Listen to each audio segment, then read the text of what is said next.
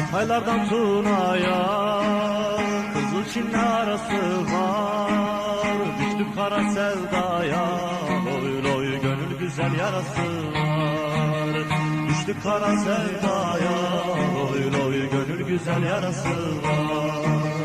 Al bizi de sürürsen, bayrak olan bürürsen, hele durma yürürsen, loy loy daha yolun yarısı var. Hele durma yürürsen, loy loy daha yolun yarısı var.